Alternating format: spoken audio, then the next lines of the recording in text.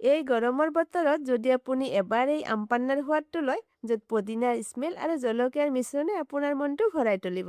তো বলকচোন এই কেঁচা আমৰ বতৰত এবাৰ আমৰ সোৱাদটো লৈ লওক, যিটো বনোৱাটো টাইম নালাগে, মাত্ৰ 10 মিনিটতে ৰেডি। বলকচোন ভিডিঅ'টো চাই লওঁ। মই ইয়াতে কেইটামান কেঁচা আম লৈছোঁ আৰু আমৰ বাকলকেইটা গুচাই লৈছোঁ। আপুনি যিমান পাৰে আমটো ফ্ৰেছ লোৱাৰ ট্ৰাই কৰিব, তেতিয়া ইয়াৰ সোৱাদটো বেছি পাব।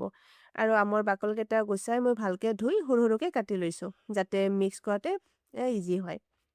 এতিয়া মই আমৰ পিচকেইটা মিক্সিৰ জাৰ এটা দি দিছোঁ, লগতে এটা কেঁচা জলকীয়া আৰু কেইটামান ফ্ৰেছ পদিনা, আৰু লগতে অলপমান ক'লা নিমখ আৰু নৰ্মেল নিমখ, আৰু 2 চামুচ চেনি, আৰু অলপমান জিৰা গুড়া, আৰু আদা অলপমান, কেইটামান আইচ কিউব, আৰু অলপমান পানী দিছোঁ, দি পিনে এইটো গ্ৰাইণ্ড কৰি লৈছোঁ।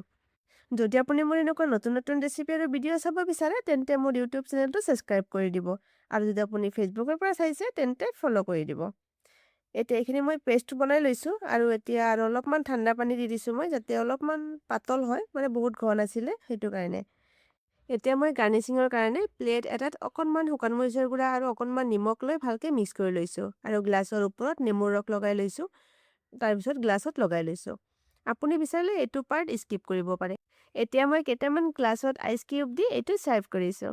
আপুনি যদি কেতিয়াবা এইটো খাই নিজেই গম পাব ইয়াৰ ফ্লেভাৰটো কিমান ৰিফ্ৰেছিং হয়। তো নিশ্চয় বনাই খাব এবাৰ, আৰু যদি আপুনি বনাই খাইছে তেন্তে মোক কমেণ্ট কৰি জনাব। তো আজিৰ ভিডিঅ' মোৰ এইখিনি আছিলে। আকৌ লগ পাম নেক্সট এটা ভিডিঅ'ৰ সৈতে। তেতিয়ালৈকে চাবে ভালে থাকিব। Bye bye.